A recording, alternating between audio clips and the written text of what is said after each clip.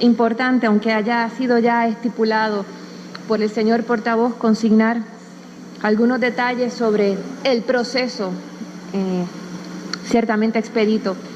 que ha seguido esta medida. El proyecto del Senado 1164 se radicó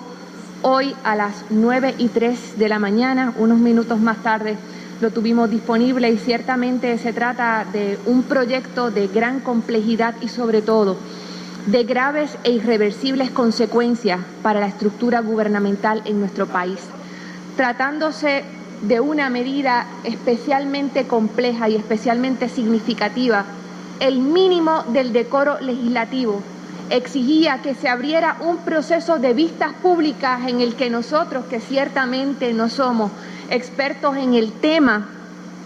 que se propone, tuviéramos la oportunidad de escuchar a conocedores sobre el asunto que nos explicaran cuáles son las virtudes y defectos de este tipo de acercamiento al grave problema fiscal del país. La transparencia no le hace daño a nadie y en momentos de crisis, en momentos difíciles, es cuando los que están encargados de tomar las decisiones fundamentales deben actuar con especial ponderación, prudencia y razonabilidad, criterios que ciertamente están ausentes en el trámite más que expedito que ha seguido esta medida. Además del proceso de vistas públicas que irresponsablemente se ha obviado en la consideración de este proyecto, creo que todos los puertorriqueños y en particular los legisladores que fuimos escogidos por el país para ejercer nuestro criterio de la forma que entendamos sabia y prudente, tenemos el derecho a tener acceso a la información, la documentación que dio paso a la presentación de esta medida que no se escribió ayer por la noche.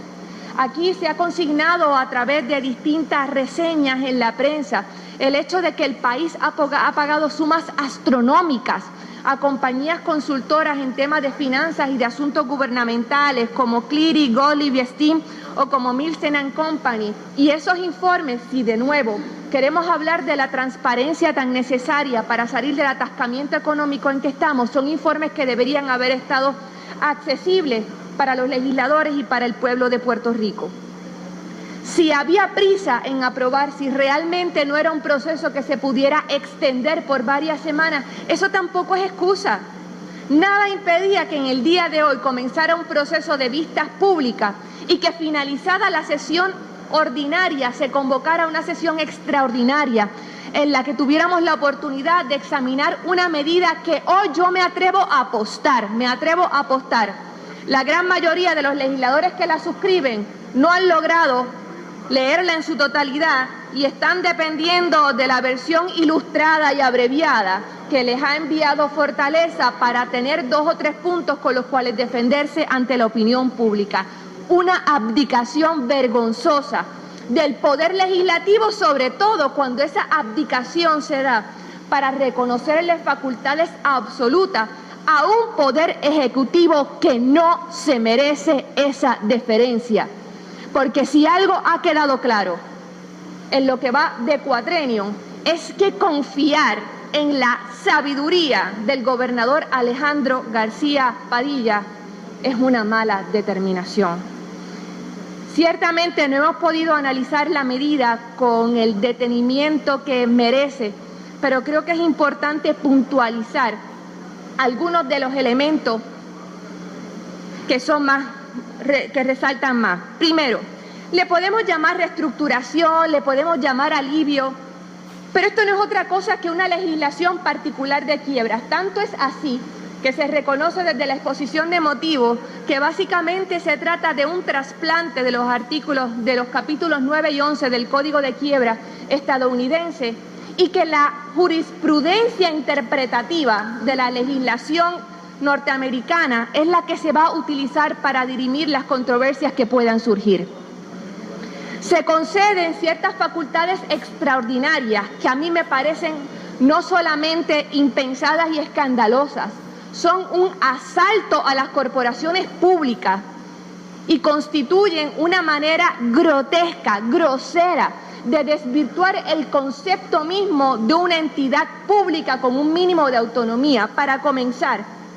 En la sección 133 se le concede al Banco Gubernamental de Fomento la capacidad exclusiva de representar los intereses, entre comillas, de las corporaciones públicas y de tomar de cara a los procesos que aquí se establecen todas las determinaciones fundamentales. Se le concede además al gobernador de Puerto Rico la facultad de nombrar un administrador de emergencia. La facultad de nombrar un administrador de emergencia, lo que quiere decir que el señor García Padilla tiene, según las disposiciones de la ley que ustedes van a aprobar, el poder de designar a la persona que poseerá y ejercerá de manera exclusiva los poderes de la Junta de Gobierno y del principal oficial ejecutivo del deudor elegible o el peticionario.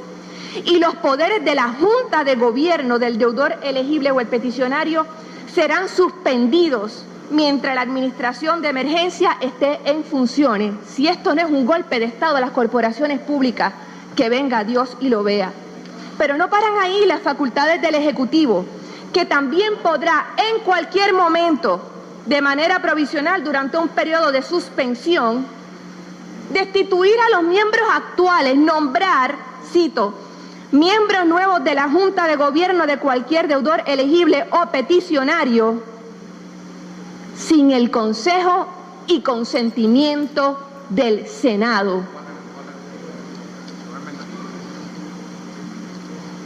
Y finalmente, el deudor elegible y el peticionario van a gozar de una absoluta impunidad.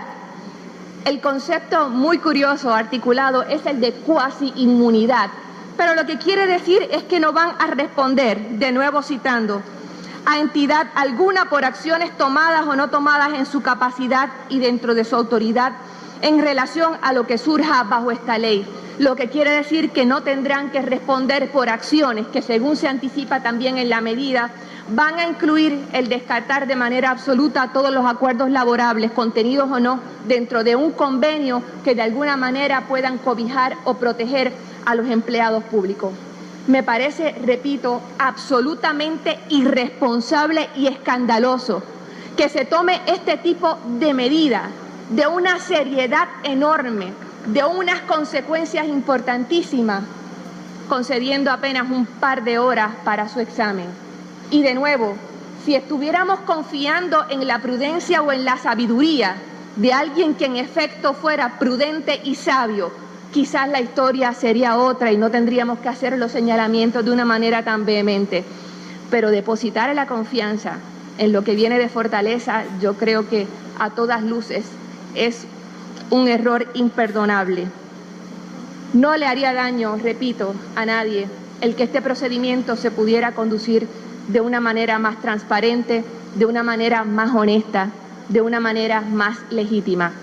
Y la prisa, la falta de consideración, a lo único que abona es al aumento de la incertidumbre, a la cosecha de reserva, a la idea de que más allá de lo que se pueda percibir de la breve intervención o de la somera lectura que podamos darle a esta medida, hay razones gravísimas para temer lo peor de la legislación que está a punto de aprobarse. Son mis palabras.